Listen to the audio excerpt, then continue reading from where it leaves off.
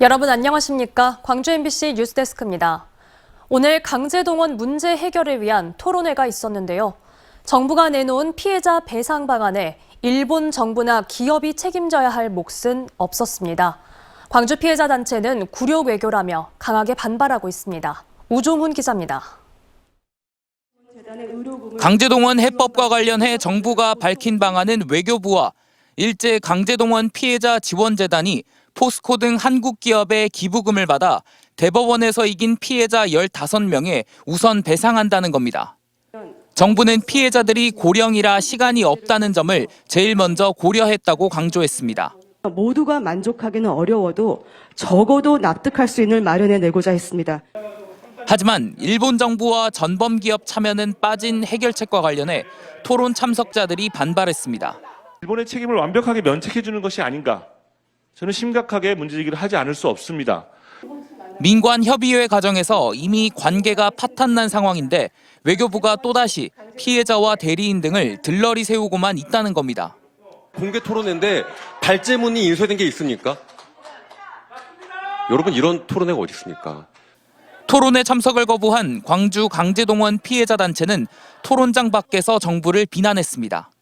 967개 단체는 일본 전범 기업이 직접 배상하도록 한 대법원 판결을 한국 기업이 대신하도록 하는 정부 방안은 삼권 분립을 위반한 것일 뿐 아니라 굴욕 외교라며 결코 받아들일 수 없다고 주장했습니다. 만약 다른 사람이 그것을 대신한다고 하면 내가 무슨 꼴이냐? 그리고 일본이 나를 얼마나 우습게 알겠느냐? 하지만 정부는 이번 토론회를 계기로 우리 기업들의 기부금으로 배상하는 안을 밀어붙일 것으로 보여 피해자 단체들의 거센 반발과 진통이 예상됩니다. MBC 뉴스 우종훈입니다. 공사를 서둘러 끝내고 비용을 아껴라. 1년 전 정부는 건설 현장에서 이런 공기 단축 압박을 뿌리 뽑겠다며 구체적인 개선안을 내놨지만 현실은 크게 달라지지 않았는데요. 알고 보니 대책 시행에 필요한 법적 근거가 아직 마련되지 않고 있었습니다. 이다현 기자가 취재했습니다. 지난해 3월 정부가 발표했던 부실시공 근절 방안입니다. 광주 아이파크 붕괴 사고와 같은 참사가 되풀이되지 않게 하기 위한 국토교통부의 19가지 세부 과제 등이 담겨 있습니다. 이 중에는 공기 단축 압박, 지나친 빨리빨리 관행을 없애기 위한 항목도 포함돼 있습니다. 공사 비용을 부담하는 발주자가 적정한 공사 기간과 공사비를 제공하도록 의무를 지우겠다는 내용입니다. 또 공기와 공사비가 적절하게 계획됐는지 관계기관이 검토하는 절차도 새롭게 만들기로 했습니다. 지금까지는 이런 의무나 절차가 없어서 발주자가 무리하게 짧은 공사 기간이나 적은 공사비를 요구하더라도 제재나 처벌에 한계가 있었습니다. 그런데 해당 대책, 세상에 나온 지 1년이 다 되어가지만 이행되지 못하고 있습니다. 지금 현 상태에서는 말씀하신 바와 같이 지금 이 제도가 의무화되어 있지는 않아요. 법적 근거가 아직 마련되지 않았기 때문입니다. 국토부는 부실시공 근절 방안을 발표한 2022년 3월 당시에도 이미 발의된 상태였던 건설안전 특별법안을 토대로 해당 대책을 내놨는데 정작 이 법은 1년 반이 넘도록 소관 상임위인 국회 국토교통위원회를 통과하지 못하고 있습니다. 이제 건설 안전 문제를 산업 규제로만 받아들이는 그 분들이 반대를 하는 거죠, 이게. 그래서 논의가 지금 막혀 있는데요. 법안이 빨리 통과됐다면 현장에서 좀 더 안전에 신경을 쓸 수 있고 예방을 할 수 있지 않았을까 이렇게 생각하는데요. 감리의 독립성과 공사 중지권을 강화하는 내용의 국토부 대책 등도 마찬가지로 건안법이 처리되지 않으면서 사실상 계획에 머무는 실정입니다. 관련 입법이 지연되면서 시민들이 제2, 제3의 붕괴 참사 위험을 감당해야 하는 시간만 계속되고 있습니다. MBC 뉴스 이다현입니다. 최근 산지 솥값이 큰 폭으로 떨어졌는데요. 하지만 소비자 가격은 요지부동이어서 이 하락세를 실감하기는 어려웠습니다. 소고기 소비 부진 우려까지 나오는 가운데 생산자 단체를 중심으로 역대급 할인 행사에 나서고 있습니다. 소비 촉진에 힘을 보탤 수 있을까요? 문현철 기자가 보도합니다. 무한일로 가축시장에서 거래된 한우, 암소, 산지 시세입니다.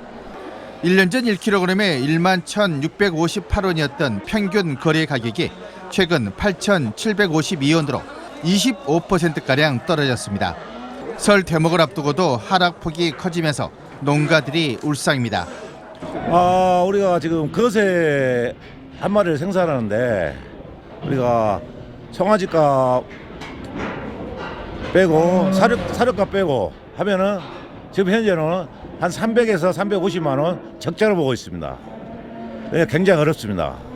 폭락 수준의 산지 속값에도 소비자 가격은 여전히 고공행진을 이어가는 가운데 농협이 전국적인 할인 행사를 하고 있습니다.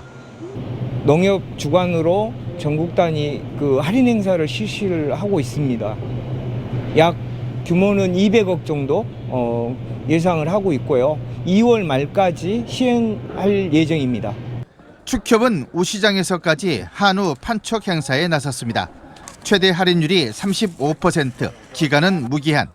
손실을 조합이 떠안는 역대급 할인입니다.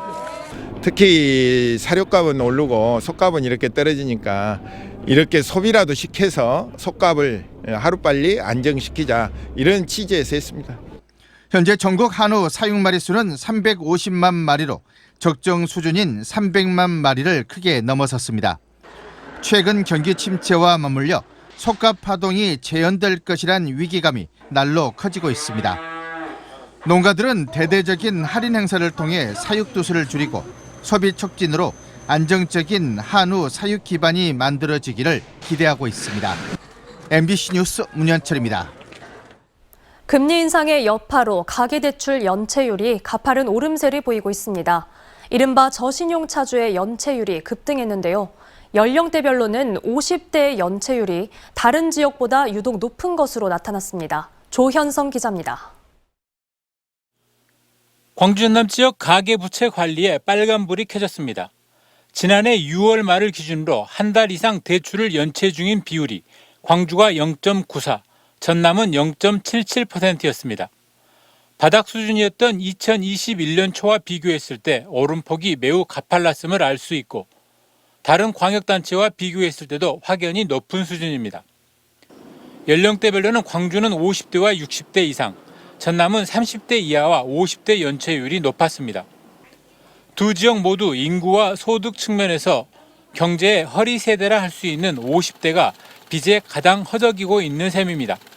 여기에 신용등급이 낮은 저신용 차주의 연체율은 광주 전남 모두 20%를 넘어섰습니다. 2년 6개월 사이 연체율의 상승폭도 다른 지역에 비해 유독 컸습니다. 연체율이 현재도 높은데 그 변동금리 비율이 높은 비은행의 의존도가 높기 때문에 추후로도 이렇게 이쪽 연체율 자체가 좀 더 높아지지 않을까 판단을 하고 있습니다. 이번 조사는 기준금리가 1.75%였던 작년 6월 말을 기준으로 이루어져 반년여가 흐른 현재는 연체율 등의 지표가 더욱 나빠졌을 것으로 추정되고 있습니다. 기준금리는 지난 6개월 사이에만 1.5%포인트가 올라 현재 3.25%입니다. 한편 광주 전남 지역 총 가계부채는 코로나 시작 이후 3년 동안 13조 원이 늘어난 94조 2천억 원을 기록하고 있습니다. MBC 뉴스 조현성입니다. 가뭄 위기에 놓인 광주 전남 지역에 내일 최고 80mm의 비가 내릴 걸로 예상됩니다. 광주기상청은 내일 밤까지 광주 전남 대부분 지역에 20에서 60mm, 전남 동부 남해안과 지방 부근에는 30에서 80mm의 비가 올 걸로 내다봤습니다.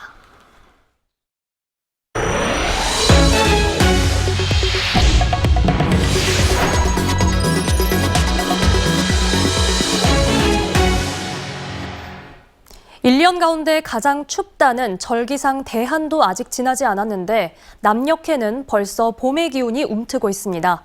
광양에는 매화, 여수에는 동백꽃이 이른 꽃망울을 터뜨리며 사람들의 눈길을 끌고 있습니다. 유민호 기자입니다. 섬진강 물줄기가 감싸는 광양시 다안면의 소악정 마을입니다. 올해도 어김없이 전국에서 가장 먼저 매화가 꽃망울을 터뜨렸습니다. 동박새도 매화로 날아들어 분주하게 꿀을 빨아먹고 떠납니다. 지난해 12월 말부터 피기 시작한 매화는 나무를 조금씩 하얗게 물들이고 있습니다. 섬진강 매화는 한 달 뒤부터 본격적으로 피기 시작해 3월 절정에 달할 것으로 보입니다. 마을 주민들도 매화를 바라보며 겨울을 지나 봄이 다가옴을 실감합니다. 좋지요. 그리고 참, 요 꽃보다 참 사람 많이 가. 말은 이제 3월 되면 뭐, 온 천지가 막, 절 다 피지 뭐. 꽃 소식은 바다에서도 들려옵니다. 한려해상 국립공원 오동도에는 동백나무의 푸른 잎 사이로 붉은 꽃망울이 서서히 모습을 드러내고 있습니다. 낮 최고 기온이 13도까지 오르는 한결 풀린 날씨에 동백꽃이 수줍게 모습을 내민 오동도 숲길을 찾는 관광객들의 발걸음도 이어지고 있습니다. 아직 만개하진 않았지만 때이른 동백꽃을 사진 속에 담아내며 즐거워합니다. 오랜만에 따뜻한 날씨에 가족들이 나와서요. 좋고요. 또 동백꽃이 일찍 펴서 꽃이라도 한번 1월 달에 볼 수 있어서 좋습니다. 개화가 시작하면서 봄을 준비하는 지자체들도 바빠졌습니다. 광양시는 코로나19 여파로 중단했던 매화 축제를 오는 3월 4년 만에 개최하기로 하고 본격적인 행사 준비에 들어갔습니다. 여수시도 오동도 동백이 만개하는 시기에 맞춰 음악 분수를 가동하는 등 다양한 볼거리를 준비할 계획입니다. 계절을 잊고 때이르게 개화한 매화와 동백꽃이 남녘으로 다가온 봄의 작은 기운을 전하고 있습니다. MBC 뉴스 유민호입니다. 5.18 민주화운동에 참여한 광주 시민을 북한 특수군이라고 지칭하는 등 허위 사실을 유포한 지만원 씨에 대해 대법원이 징역 2년의 실형을 확정했습니다. 앞서 1심과 2심에서도 지 씨는 실형을 선고받으면서도 고령인 점 등을 이유로 법정 구속을 면해왔는데 이번 대법원 확정 판결로 조만간 구속 집행 절차가 진행될 전망입니다. 광주지검은 5.18 민주화운동과 관련해 시민 147명의 재심에서 무죄를 선고해 줄 것을 재판부에 요청했다고 밝혔습니다. 광주지검은 지난 2018년부터 5.18과 관련해 유죄 선고를 받은 시민들을 대신해 재심을 청구해 오고 있는데 현재까지 총 127건, 147명에 대한 재심을 청구한 결과 이 중 141명이 무죄를 받았습니다. 서울고법 민사사부 이광만 부장판사는 세월호 유가족들이 국가를 상대로 낸 손해배상 소송 항소심에서 1심에서 인정한 배상금에 더해 희생자 부모에게 1인당 500만 원의 위자료를 추가로 주라고 판결했습니다. 재판부는 피고 대한민국의 국군기무사령부가 직무와 무관하게 유족을 사찰해서 사생활의 자유를 침해했다고 설명했습니다.